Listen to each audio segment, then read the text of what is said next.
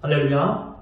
하나님의 크신 사랑이 이 시간 우리 가운데 가득한 줄 믿습니다. 오늘 우리는 누가복음 7장 36절로 46절의 본문을 가지고 어떻게 찬양할 것인가 라는 제목으로 하나님의 말씀을 함께 나누도록 하겠습니다. 오늘 우리가 읽은 본문은 예수님의 공생의 제2년 중간쯤에 일어난 에피소드입니다. 이때 특징을 한마디로 표현한다면 예수님의 인기가 매우 높을 때였습니다.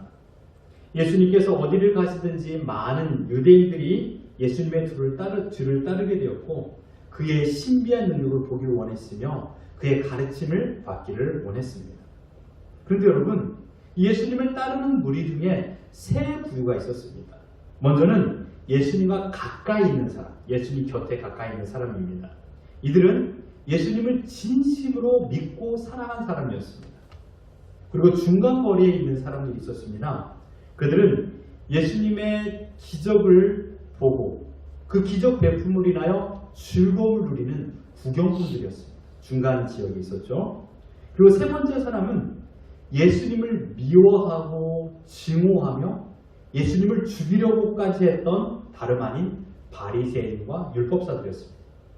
가까이, 중간, 그리고 멀리. 지난 주일 설교에 예수님께서 우리에게 이렇게 가르친 것을 묵상했습니다. 내게로 오라. 내게로 오라. 오늘 본문은 예수님께 왔던 두 부류의 사람이 나오고 있습니다. 첫 번째는 바리새인입니다. 그리고 두 번째는 오늘 예수님을 믿고 향유를 부은 여인입니다. 먼저 생각해 볼 것은 바리새인입니다.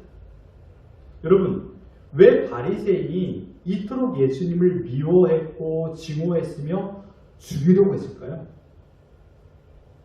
바리새인이 어떤 사람인가를 우리는 알아야 됩니다. 여러분, 바리새인은요, 파리사이오이라는 이 헬라어 표현입니다. 나누다, 분리하다. 이들은 분리된 사람이다라는 표현을, 수식을 받았던 자들입니다.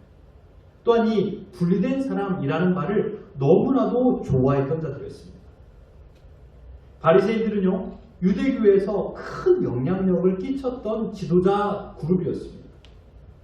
바리새인들이 왜 분리된 사람들이라는 호칭을 가졌냐면 그것은 바로 율법을 지키지 않은 사람들과 우리는 함께할 수 없다. 참으로 거룩한 표현 아닙니까? 율법을 지키지 않는 사람들, 즉 하나님을 믿지 않는 사람들과 우리는 함께할 수 없다라는 그 마음을 가지고 우리는 그들과 분리된 인생을 살겠다 라고 하면서 스스로 이 바리새인, 분리된 사람의 그룹을 만들었던 것입니다. 그러니까 이들은요, 처음에는 하나님을 매우 잘 섬기는 사람들이었습니다. 하나님의 말씀에 순종하지 않는 사람들과 함께할 수 없다라는 이유로, 불순종한다는 이유 때문에 우리는 분리되어 하나님의 가르침, 즉 율법을 진실하게 지키며 살겠노라 라고 말했던 경건한 무리들이었습니다. 얼마나 멋있습니까? 또한 바리새인들은 유대인들에게 성경을 가르치고 율법을 해석해주는 역할을 감당했습니다. 이스라엘이 로마의 지배를 받았을 때에도 로마인들의 다스림에 맞서서 이스라엘의 정통성을 지키기 위해 몸부림쳤고 이스라엘의 독립을 위하여 열심히 운동했던 자들이 바로 이 바리새인들이었습니다. 그래서 많은 이스라엘 백성들에게 큰 영향력을 끼쳤던 자들이 이 바리새인들이었죠.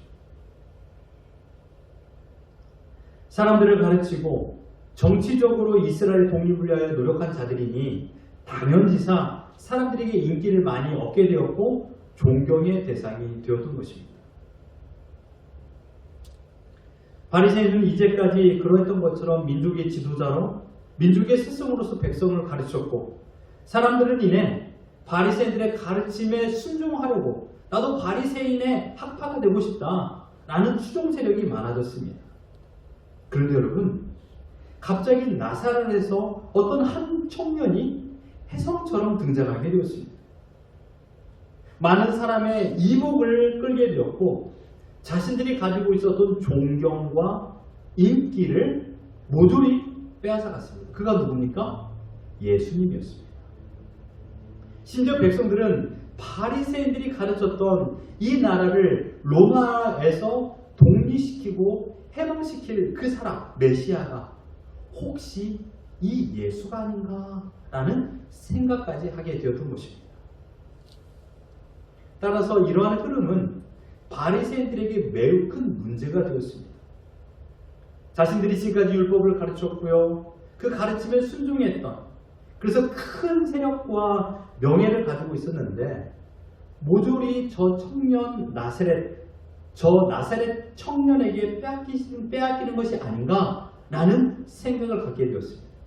그래서 나사렛 청년 예수를 미워했고 증오했으며 죽이려고까지 했습니다. 마가복음 3장 6절을 보면 이렇게 말합니다. 바리새인들이 나가서 곧 헤롯 왕과 함께 어떻게 하여 예수를 죽일까 의논하니라.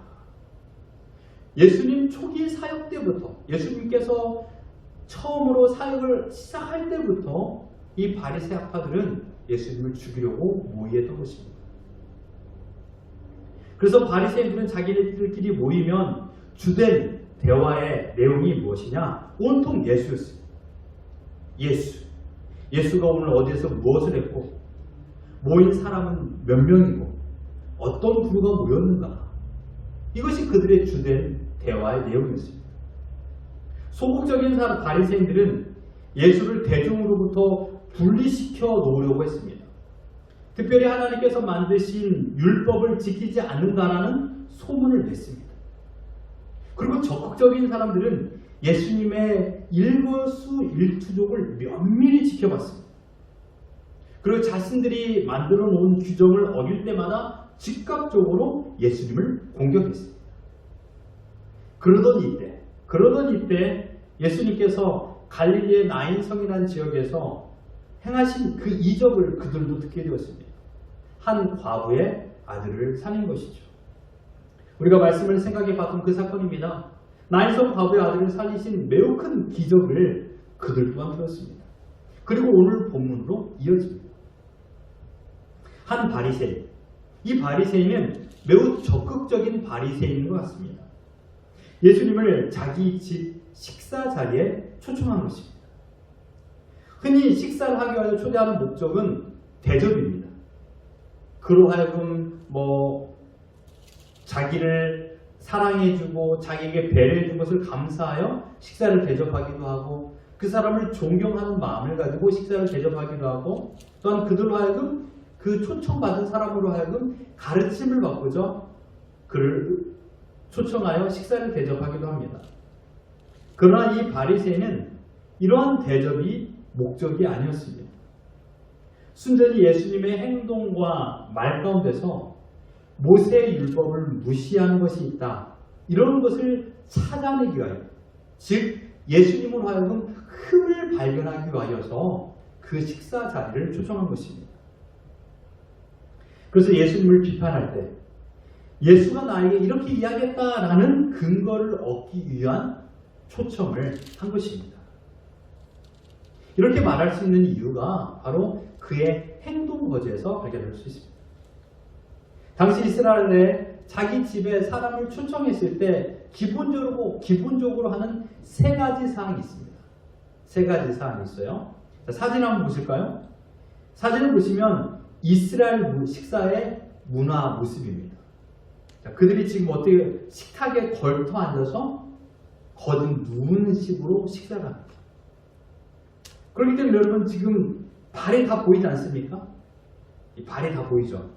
지금 11명인데 제가 세어본 12명이네요. 12명이 지금 발이 다 지금 보여 있어요. 지금 발이 다 뻗어 있어요. 자, 제일 먼저 집주인이 하는 일은 손님의 발을 씻기 위하여 물을 떠다 드리는 것입니다. 더운 나라에 살기 때문에 샌들을 신고 다니죠. 그러니까 모래먼지가 가득합니다. 그래서 발 씻을 물을 떠다 주는 것이 그들이 예법상 가장 중요한 절차입니다. 그렇게 하여 주인이 손님을 환영한다라는 표식을 합니다. 두 번째는요, 주인이 그 볼에 볼뽀뽀를 합니다. 한쪽이든 양쪽이든 상관없이 이렇게 볼뽀뽀를 이렇게 하는 거예요. 그 다음에 손님이 자리에 이렇게 걸터 누워 있으면 기름을 준비하여 솔에다가 묻혀서 머리에 바르기도 하고 또 그 기름을 머리에 붓기도 하거나 발을 씻어주기도 합니다. 이 세 가지가 이 손님을 환영하는 예법이었습니다. 근데 오늘 본문, 우리가 읽은 본문에서는 예수님께서 그 바리새인에게 말했던 내용을 보면 이 바리새인은 예수님을 초청해 놓고 이런 절차를 하나도 지키지 않았습니다. 하다못해 발 씻을 물조차도 갖다 드리지 못했습니다. 실질상으로 여러분 생각해 보십시오. 발 씻을 물을 갖다 주는 것은 초청된 손님에게 환영의 표시이기도 하지만 이 식사 자리를 더럽히지 않는, 즉 자기도 음식을 먹을 때 더럽지 않도록 하기 위한 아주 청결 예식 중에 하나인 것이죠. 그런데 이 바리새인은 예수님이 자기 집에 올 적에 어서 오십시오, 우리 집에 오는 것을 환영합니다 라는 인사조차도 하지 않은 것입니다. 이것을 보면 이 바리새인은 예수님을 대단히 무시한 것이고 심지어 너무나도 무례한 행동을 한 것입니다. 상식적으로 여러분이 어떤 사람에게 초청을 받았어요. 그 집에 갔어요. 근데 초청한 사람이 방에 들어가서 나오지도 않아요. 인사도 하지 않습니다. 이게 초청입니까? 무시하기로 작정을 한 것이죠. 여러분들도 마찬가지로 어떤 분을 초청했어요. 근데 집에 방에 들어가서 나오지도 않아요. 환영의 초청입니까? 무시의 초청입니까? 초청한 사람을 무시한 행동입니다.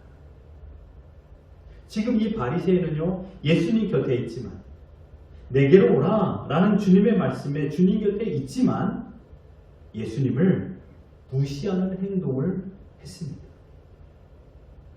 오늘 본문의 또 다른 부류의 사람, 그러니까 내게로 오라 라고 명하실 때 주님께서 말씀하신 그 명령에 따라 나온 한 여인이 있습니다.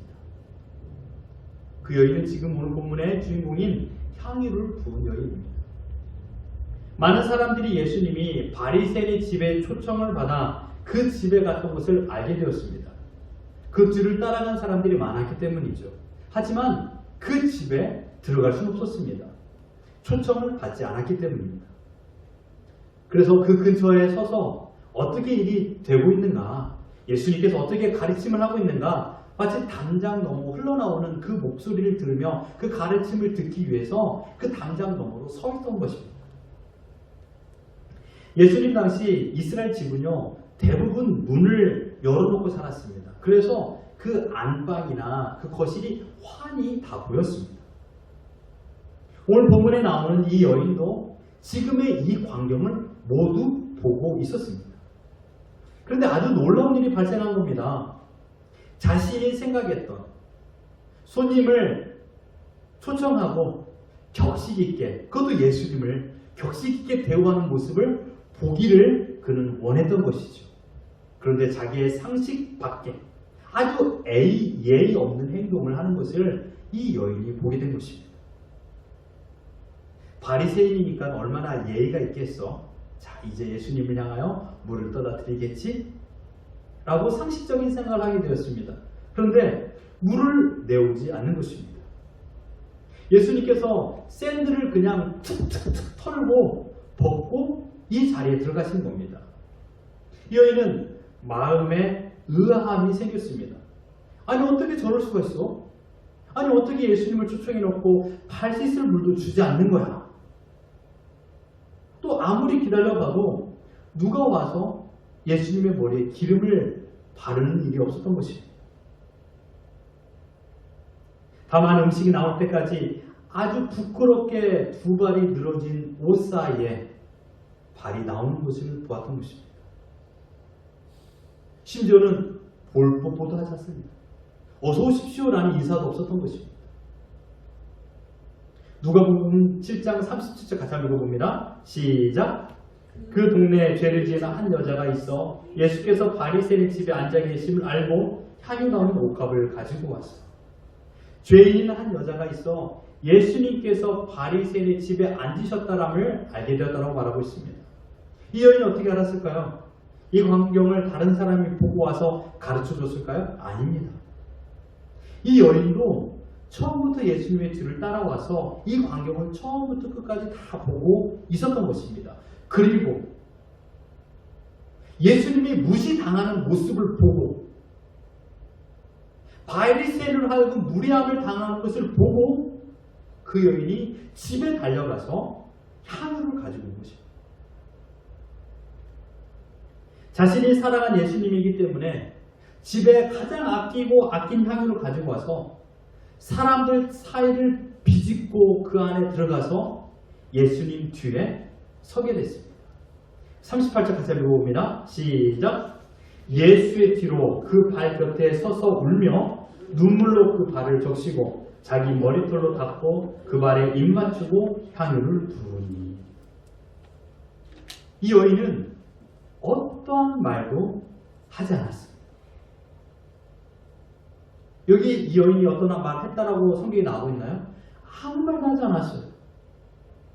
자기가 할 수 있는 최고의 행동을 했습니다. 울었습니다. 그 눈물로 발을 적셨습니다. 그리고 그 머리털, 여자의 명예 머리털로 그 발을 닦았습니다. 그리고 자기가 가장 소중히 여기는 이 향유를 예수님의 발에 부었습니다. 이 여인의 행동을 바리새인이 봤습니다.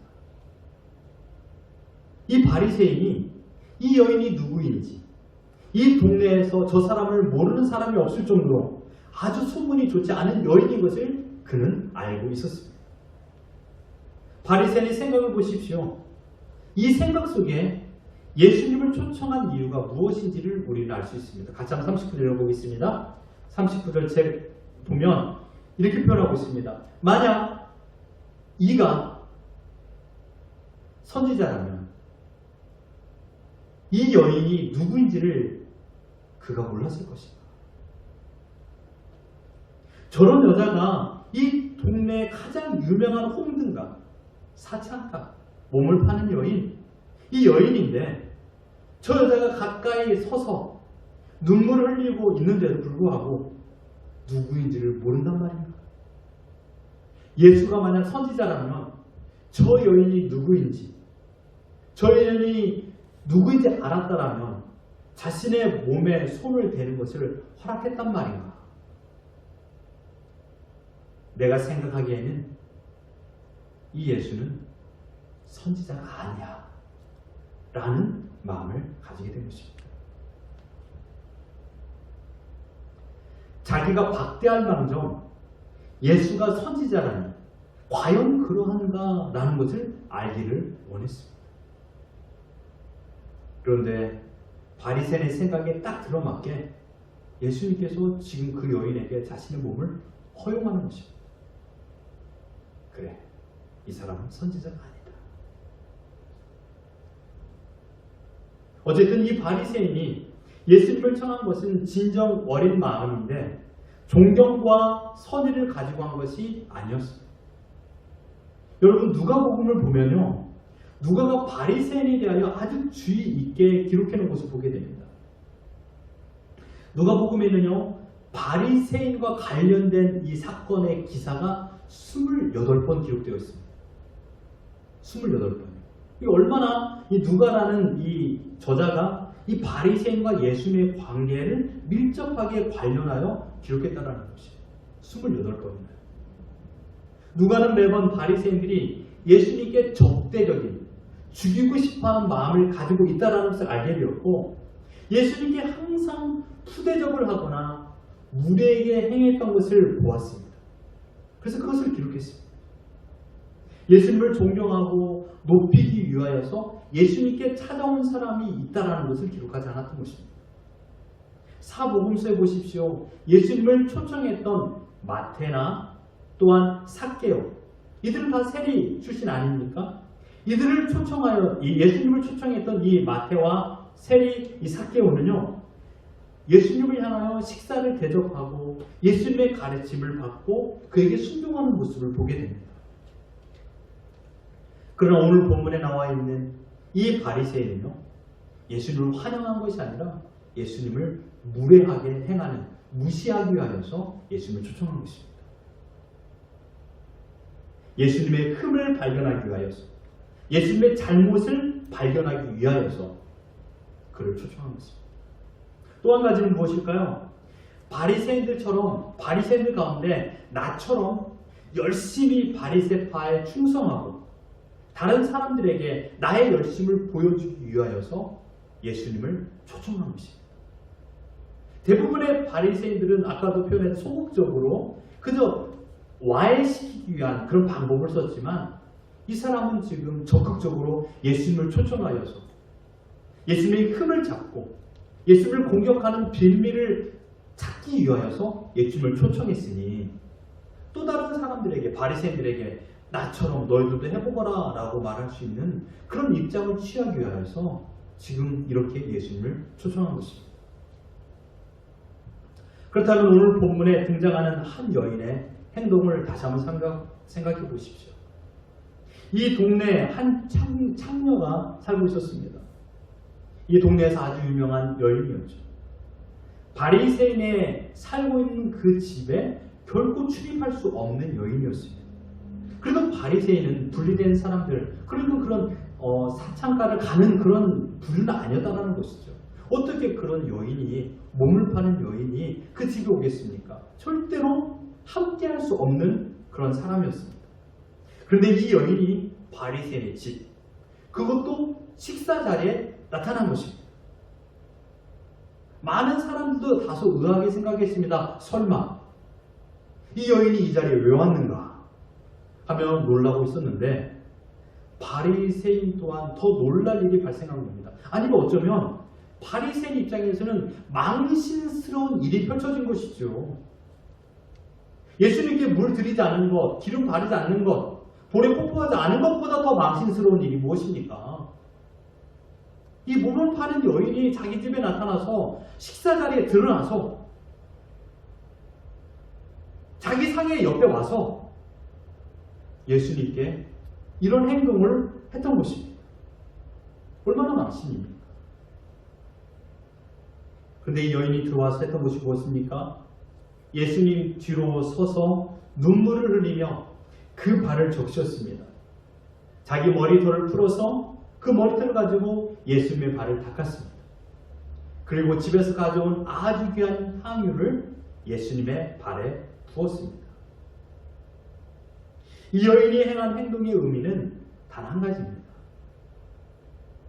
예수님을 가장 고귀한 분, 가장 영광스러운 분, 영광받기에 합당한 분이라는 것을 그는 인정했던 것입니다.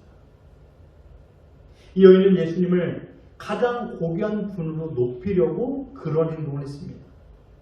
가장 높은 분으로, 영광을 받기에 합당하신 분으로 여겼기 때문에 그냥 물로 발을 씻긴 것이 아니라 자신의 눈물로 발을 씻겼습니다. 여러분, 모래먼지가 가득한 발을 씻기기 위하여서 얼마나 많은 눈물이 필요했을까요? 한두 방울로 발을 씻길 수 있을까요? 그렇지 않을 것입니다. 하루 종일 걷고 또 걸어 땀으로 냄새나는 발에 그 여인은 입을 맞추었습니다. 볼에 뽀뽀하는 예식 대신 그 여인은 가장 더럽고 더러운 그 발에 입을 맞추었습니다. 수치보다 영광을 높이는 행동을 했을 때 사람들의 시선은 어떠했을까요? 야, 그 여인이 제보는 못 주는구나. 남자의 발에 뽀뽀를 하다니. 이런 소리가 들리지 않았을까요? 수치보다 영광을 드러내는 행동.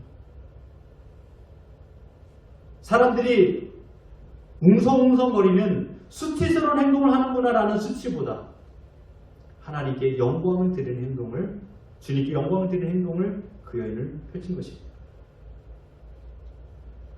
수십 년 동안 모아왔던 그 비싼 향유를 사서 그 비싼 향유를 발에 부었습니다.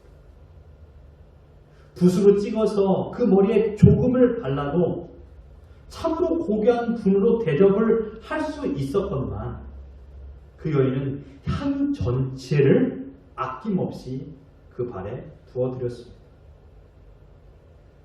그 집에는 세상에서 경험하지 못한 아름다운 향기로 가득했습니다. 이 여인은 자신의 전부를 드린 것입니다. 이 여인이 왜 이토록 자신의 전부까지 예수님께 드렸을까요? 바리새인이 예수님을 무시하는 것을 보고 화가 나서 눈물을 흘렸을까요? 바리새인이 예수님을 조롱하는 것을 보고 화가 나서 향유를 부었을까요? 아닙니다. 지금 이 여인이 이런 행동을 했던 것은 자신의 죄를 예수님께서 용서해 주시고 구원해 주셨다라는 사실을 마음 가운데 확실히 믿었기 때문에 예수님을 가장 고귀한 분, 예수님을 영광 받으시기에 합당한 분으로 인정한 것입니다. 그래서 흘리는 눈물이요 부어드린 향입니다. 사랑하는 성도 여러분, 우리 또한 예수님께서 내게로 오라 라는 명령하에 주님께 온 자들입니다. 예수님을 비판하기 위하여, 예수님을 조롱하기 위하여, 예수님을 무시하기 위하여 나온 자들이 아닐 것입니다. 지금 이 자리에서 예수님을 무시하기 위하여 오신 분이 있습니까? 그런 사람 없을 거예요. 예수님을 고귀한 분으로, 예수님께서 영광 받으시기에 합당하신 분으로, 예수님께서 나의 죄를 용서해 주시고 예수님께서 나를 구원해 주신 분으로 믿고 이 자리에 앉아 있을 것입니다. 예수님은 이 땅 위에 하나님께서 보내신, 나를 구원하기 위하여 보내신 구원자이십니다. 향유를 부은 여인만큼 우리는 많은 죄를 예수님 앞에 범한 자입니다. 그럼에도 불구하고 하나님의 크신 사랑과 하나님의 계획 가운데서 우리를 구원하여 주셨습니다. 주님은 나를 위하여 험난한 산길을 오르셨습니다. 골고다 언덕을 오르셨습니다. 주님은 나의 죄를 씻기 위하여 생명의 보혈, 피를 흘리셨습니다. 주님은 내가 받을 형벌 대신 주님은 채찍을 맞으셨습니다. 그러므로 예수님은 우리의 찬양을 받으시기에 합당하신 분입니다. 예수님께서 받으실 그 찬양을 우리 생에, 지금 이 시간에, 여러분의 가정에서, 여러분의 일터에서 예수님을 찬양하는 것이 우리의 사명인 줄 믿습니다. 그 찬양의 방법이 무엇인지 눈물을 들을 수도 있고요, 향유를 부어 들을 수도 있습니다. 그 발을 적실 수도 있고 볼에 뽀뽀할 수도 있습니다. 중요한 것은 무엇입니까? 나를 구원하여 주신 주님께 합당한 찬양으로 하나님께 영광을 올려드리는 것입니다. 사랑하는 성도 여러분, 혹시 나의 삶에 예수님을 무시하고 있지는 않습니까? 예수님을 무시하는 행동이 무엇일까요? 남과 나의 인생을 비교하는 것입니다. 예수님이 살아계신다라면 지금 내 형편을 이렇게 만들 것인가? 예수님을 의심하는 것입니다. 또한 예수님을 무시하는 행동은 예수님을 무관심 속에 내버려 두는 것입니다.